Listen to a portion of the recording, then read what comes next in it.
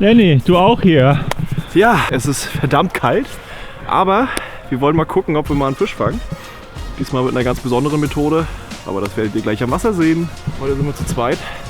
Und zwar auf das, was ich am liebsten mache, Angeln vom Schlauchboot in kleineren Seen, wo ihr nicht mit dem Verbrenner rauf dürft. Da sehe ich meine Vorteile mit den kleinen Booten.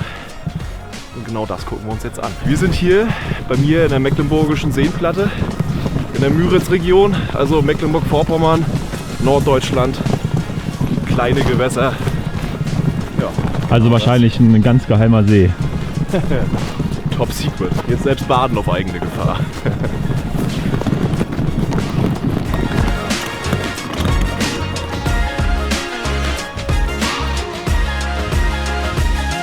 Schieben wir den Kutter mal durchs Eis. Oh. Schönes Geräusch.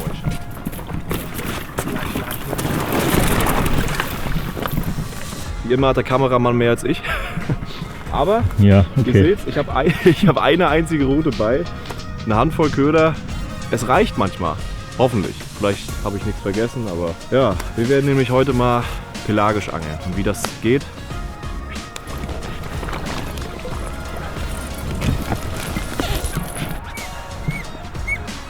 Was ist das hier für ein Gewässer? Kennst du das schon? Also wie tief ist das? Wie groß ist das? ja, auf dem Gewässer war ich tatsächlich schon ein paar Mal drauf. Eher schon ein paar Jahre her war ich zum Barschangeln hier vom Bellyboot. Hat relativ viele Strukturen, hat ja auch ein sehr tiefes Loch. In der Hoffnung, heute mit dem Livegeber mal zu gucken, ob wir im tiefen Loch ein paar große Fische jetzt im Winter stehen haben. Dann werden wir uns erstmal auf die Suche begeben gleich.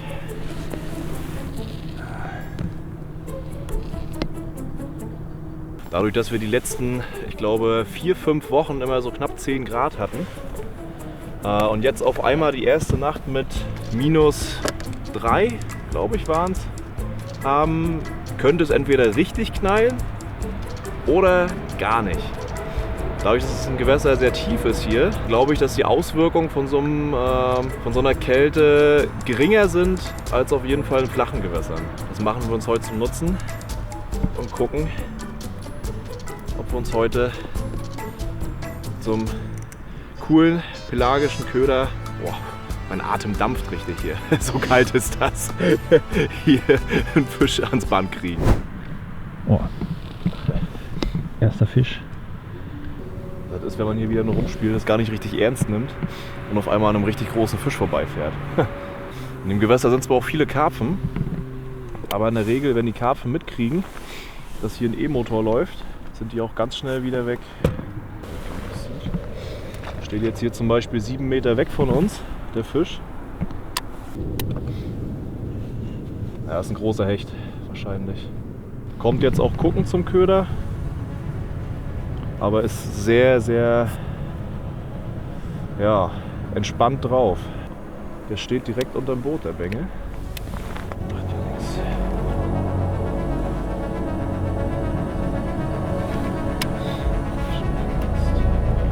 Das ist ein Karpfen. Ja. Da siehst du richtig die Schule von 2-3 Karpfen, wie sie jetzt auch langsam runtergehen. Die haben nämlich Angst vor diesem E-Motor. Und da kommt auch schon wieder die nächste Truppe rein, diesmal ein bisschen größer. Wow. Das sieht aus wie ein großer Schwarm Brassen oder Boah, das ist ein Riesenschwarm. Plötzen oder sonst was. Ja, und wir hoffen darauf, dass da drunter irgendwo der Hecht steht. Ja, ob ich eher größer oder kleiner Fisch. Ich habe hier einen großen und einen kleinen liegen gerade. In der Regel fische ich immer groß, weil die Fische wollen fressen. Aber es gibt auch Zeiten, oder es gibt manche Fische, die wollen einfach nur Kleinscheiß haben. Gerade in Gewässern, wo die Futterfische so klein sind, da kennen sie ja nichts anderes. Ihr werdet wahrscheinlich mit großen Ködern da auch fangen, aber da sind die Kleinen in der Regel besser. Ist jetzt kein Riesenfisch da, aber wir gucken mal, ob er kommt sofort hoch. Oh, Er hat sich sofort hingestellt. Ja. Er kommt. Ja. Und hängt. Yes. Ach ja, das ist geil. Das ist geil. Yes. Zweite Fisch angeangelt. Den zweiten Fisch angeangelt und direkt gebissen. Das ist ein guter. Jawohl, Alter. Hammer. Ja, so kann's laufen. Zweiten Fisch angeangelt morgens gleich und direkt verhaftet. Das ist kein schlechter. Das ist definitiv kein schlechter Fisch. Oh. Das ist für dieses Gewässer tatsächlich auch ein echt großer Fisch. Der Durchschnitt ist relativ klein hier. Oh, aber wir verarzten den Fisch jetzt erstmal und dann geht's weiter. Jawollo. Das ging ja schon mal gut los hier. Der kam auch direkt hochgeschossen, ne? Der kam, ich habe den Köder runtergelassen, der kam direkt schon entgegen. Wollen wir mal rausholen, den Kleinen hier? Ja. Sehr schön, nice. Hing auch direkt, ne? Ja. Hat er sich genommen.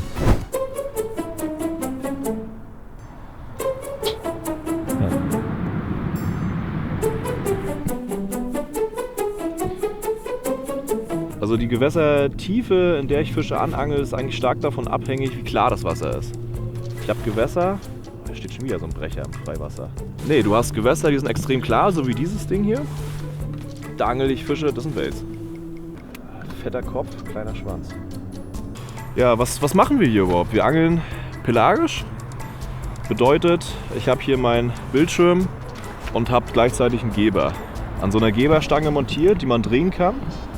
Wozu drehen kann? Weil wir in diesem Forward-Modus gucken. Quasi der Geber ist nach vorne hin ausgerichtet und nach unten hin. Ich suche quasi damit die Wassersäule ab. Ich habe auf meinem Echolot-Bildschirm habe ich hier eingestellt, dass ich jetzt hier ein bisschen über 20 Meter nach vorne gucke und hier tatsächlich auch bis zum Grund hin. Das heißt, ich suche Fische und kann damit wie eine Taschenlampe das Freiwasser ausleuchten. Ich kann zum Beispiel sehen, wenn ich das Ding jetzt nach da drehe, sehe ich zum Beispiel, okay, 20 Meter links von uns steht ein Fisch. So, dann kann ich mit dem Motor das Boot so steuern, dass ich zu diesem Fisch komme, dass er quasi fast unterm Boot ist und dann kann ich den anangeln.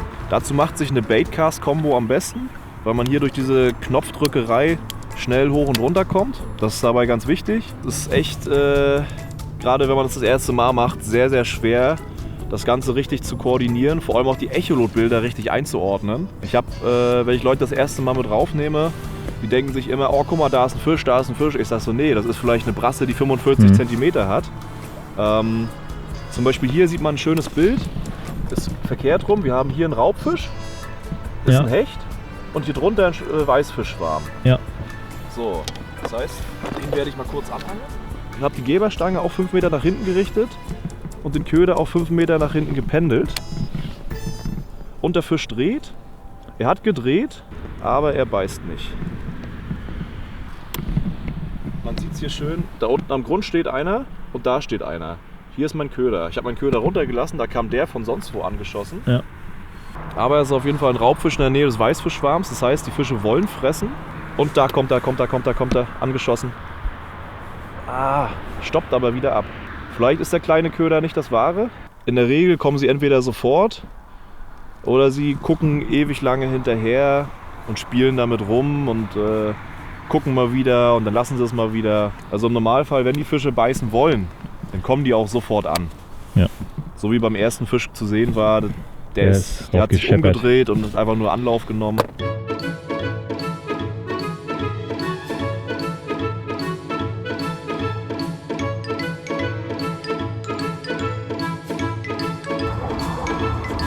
Oh, Fehlbiss. Ah, jo, hängt. Oh Mann. Wo kam der denn her? Wo kam der denn her? Der hat beim ersten Mal voll daneben geschossen.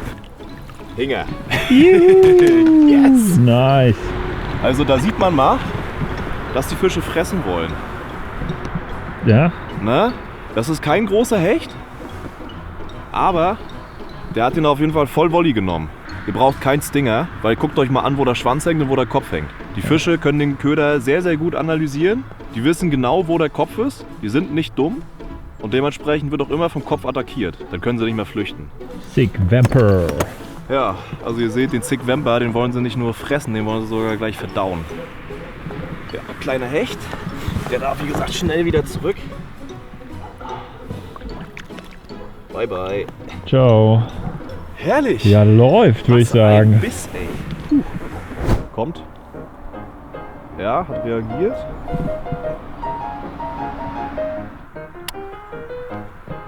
So, der. Ja. Der kommt. Der kommt, der kommt. Ja. Yeah. Brettharter Biss. Das ist so geil. Ihr habt ja wirklich nur ein paar Meter Schnur draußen, ne? Und diese Bisse. Boah! Juhu! Oh, oh, oh. Den nehme ich mal nicht mit dem Kescher. Lässt sich auch, glaube ich, ganz gut lösen. Der Kleine geht wieder zurück. Der Kleine geht auf jeden Fall. Weppa. Ja, manchmal geht es schneller, als man denkt. Ja, das liebe ich ja im Winter, ne? Wenn ihr jetzt hier mal guckt, riesige Weißfischschwärme. Wir haben jetzt hier fast 16 Meter Wassertiefe. Und wir haben hier einen riesigen Alter. Schwarm. Egal, wo ich hinleuchte, ob ich nach links oder rechts, hier wird es irgendwann weniger.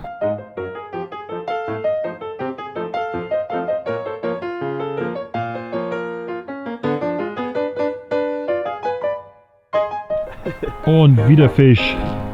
Also hier sieht man das klassische Beispiel von Winter und man kann die Köder nicht groß genug wählen. Und weg. Oh. Ja, wir haben einen 22 cm voluminösen Köder und der Hecht war untermaßig. Also keine Angst vor großen Ködern. Also war gar nicht so schlimm, dass er ab ist. Also der war richtig klein. Aber er hat gebissen. Ich habe jetzt mal auf einen kleineren Köder gewechselt, weil wir hier auch in der Region ein paar Barsche am Start haben. Was heißt klein? Ich habe mir jetzt hier den 12 cm Sigwamper mal ran gemacht. Und hier kam auf jeden Fall gerade ein Hecht angeschossen, der irgendwie daneben geknallt ist. Keine Ahnung wieso. Ich habe eigentlich eher so ein paar Barsche gesehen auf dem Boden liegen. Und da muss wohl ein kleiner Hecht in der Nähe gestanden haben, der natürlich den Köder zuerst wahrgenommen hat.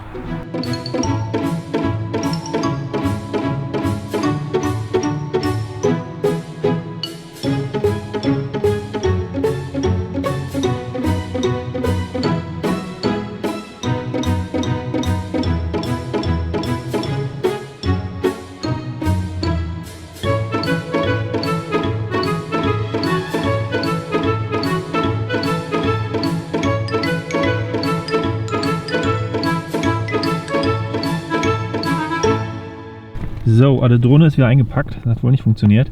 Aber es ist auch ein Skill, eine Drohne, die am Abstürzen ist, zu keschern. Eingenetzt wie ein Profi. Das muss man schon mal hinkriegen, auf jeden Fall.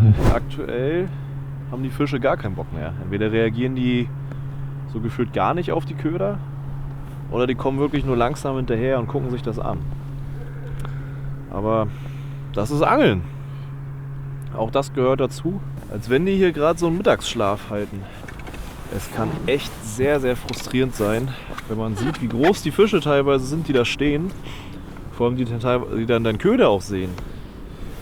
Aber wenn sie nicht beißen, dann beißen sie nicht. Und beim Werfen, außer du kriegst einen Nachläufer jetzt vor die Füße, siehst du ja nie, was da jetzt unter Wasser passiert. Aber das macht es ja auch so spannend. So lernt man vor allem seine Gewässer kennen. Nee, da ist gerade eine Beißflaute irgendwie drin bei den Fischen. Oh, gibt's doch nicht. Ja, selbst mit Köderwechsel wollte er nicht. Also irgendwas ist da gerade komisch. Oh, der kam so gut. Und weg. Mist.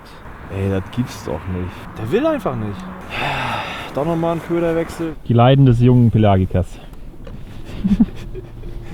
Immer wieder das typische Bild. Weißfischschwarm, Hecht. Der Jäger auf der Suche nach meinem Köder. So, der Grelle geht jetzt runter und es sind tatsächlich zwei Fische zu sehen. Der eine kommt angeschossen. Der kommt, der nimmt ihn. Guck mal, der andere jagt da hinten im Schwarm. So, wie schaut's? Ja, also man sieht es im Hintergrund, die Sonne geht langsam unter. Wir haben euch jetzt wahrscheinlich nicht jeden Fisch eingeblendet, aber wir haben ungefähr so 25, 30 Hechte noch angeangelt. Keine Ahnung. Groß probiert, klein probiert, angeworfen probiert, direkt unter dem Boot probiert. Grelle Köder, normale Köder. Also irgendwie wollten sie nicht mehr. Deswegen gehen wir jetzt schön was essen. In der Zwischenzeit kann die Sonne runtergehen. Und wir gucken nochmal, was die Fische hier nachts machen. Ob wir sie flacher finden können und ob sie da beißen wollen. Aber jetzt geht's erstmal was essen. Guter Plan.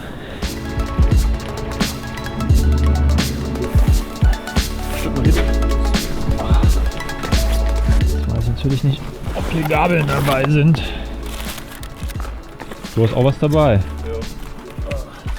Schön frische Brötchen, was zu trinken. Ja, super. Und alles ist wieder gut.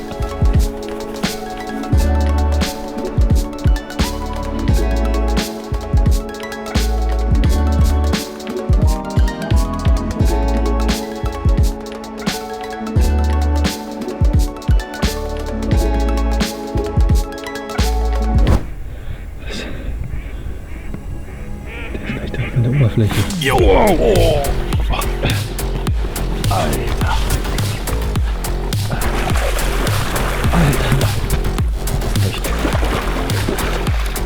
Oh. Hat er den weggeatmet.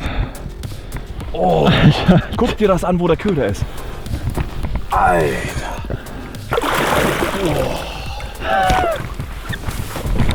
Oh. Und da macht der Kameramann fast einen Absatz. Wir sind gerade zurück von der Pause. Ist unglaublich. Gerade zurück von der Pause. Wie ihr seht, es ist dunkel geworden. Ich habe meine Kopflampe auch schon an. Ersten Fisch angeangelt. Stand zwar ewig dran am Köder, aber auf einmal gab das einen Einschlag vom Herrn. Hui, hui. Es ist der größte Fisch für bis jetzt heute. Oh, geil. Mach keine Faxen hier, Kollege.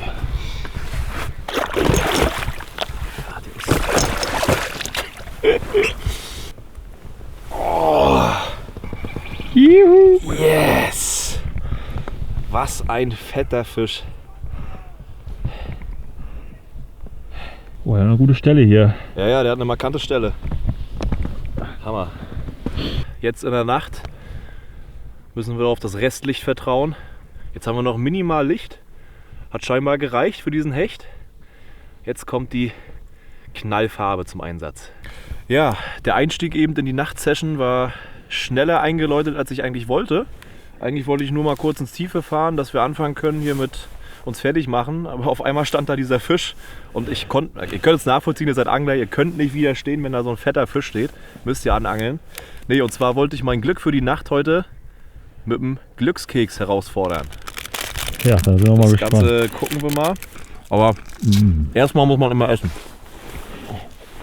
Gönn dir. Oh, da steht drauf, jemand spricht gut von dir.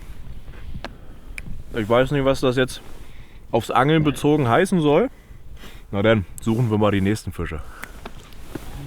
Ja, ist auf jeden Fall echt krass, wie lange dieser Hecht gerade am Köder stand, ohne zuzupacken. Ich meine, der hat sich das Ding, weiß ich nicht, bestimmt 1,5, 2 Minuten angeguckt, ohne zuzupacken. Und da ist der nächste. Genau wie der Hecht eben. 15 Meter Wassertiefe und der steht bei 6 Meter.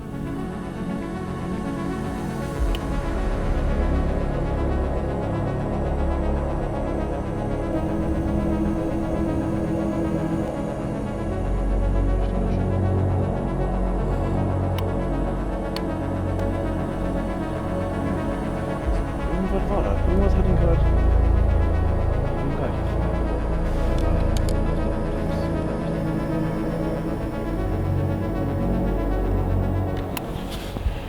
Big Fish. Big Fish. Jo, das ist ein Riesenfisch. Das ist ein richtig guter Fisch. Alter. Oh. Ein Einschlag. Oh.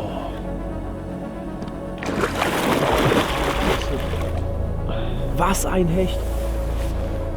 Oh. Vom Biss her könnte ich schwören, es wäre ein Zander. Wirklich. Und vom Verhalten aber. Alter. Maschine. Oh. Jawohl. Alter, was ein Hecht. Puh. Und ich sag noch eben so, der liegt wieder ab. Brauchen wir gar nicht anangeln. Das ist hat keine Reaktion. Rübergelassen, der kam sofort hoch. Bam. Boah. Richtige Maschine. Ja, Pelagen, Jungs. Ihr müsst es. Eigentlich muss man das mal auch gemacht haben. Es ist eine ganz andere Angelei, aber man will es auch nicht jeden Tag machen. Geht auf den Rücken. Und man sieht viel zu viele Fische, die keinen Bock haben. Das ist nicht schön. Aber wir haben wieder einen richtig guten Fisch am Start. Das ist übrigens ein See-PB von mir, ne? Ich fische da hier auf meinen Hausgewässern, aber ich habe in diesem See noch nicht so einen Fisch gefangen, der so ist wie der da am Kescher. Da bringt die Kamera wohl endlich mal Glück. Juhu. Oder der Kameramann. Oder der Kameramann. Oder der Glückskeks, ja? Der erste Hecht hat den anderen Bescheid gesagt, die sollen alle beißen. Boom. Ah. Das tut sogar mir weh. Oh. Aber scheiß drauf. Juhu. Alter, was ein Schiff. Was ein Schiff. Geil. Oh. Au. Oh. Ja. Oh. Bei den Müritzfischern gilt es, zu große Hechte, also ab 90, müssen zurückgesetzt werden. Und das tun wir. Ja, deswegen hat man immer alles bei. Ich habe zum Beispiel hier in meinen Angelpapieren habe ich hinten drin immer Pflaster, ne? Ebenfalls für solche Fälle. Und dank meiner Freundin habe ich sogar Desinfektionstücher dabei. Falls ihr wissen wollt, wie kalt das ist, ich wollte meine Tasche gerade sauber machen mit dem Blut und ich schiebe hier irgendwie nur die Eisschollen hin und her. Also ja, ist schon knackig geworden ist jetzt schon heute Nacht. Knackig. Hier, wenn ich mir das auf den Rutenring angucke, die sind auch schon wieder gefroren. Aber das bringt Fisch auf jeden Fall. So, wichtig ist, nach jedem Hecht, gerade wenn ihr Fluorocarbon fischt, das Vorfach kontrollieren. Ich habe das jetzt gerade abgeschnitten, aber auch nur, weil das extrem belastet ist hier. Da könnt ihr noch so ein dickes, starkes, gutes Vorfach haben. Bei Hechtzähnen ist irgendwann alles durch. Mir wurde schon 20 Kilo Flexonit durchgebissen, mir wurde schon Titan durchgebissen, Fluorocarbon schon mehrfach. Deswegen immer kontrollieren.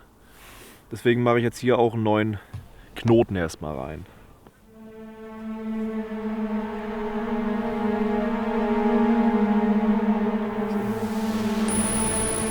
Jo.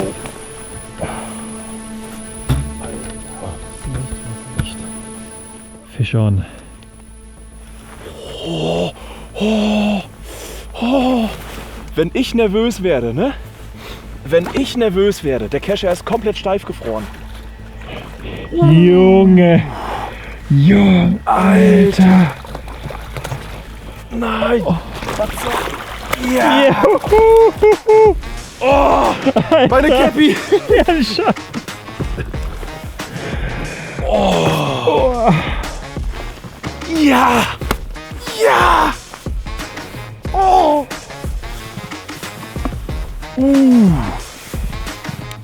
Alter, alles aus. Oh!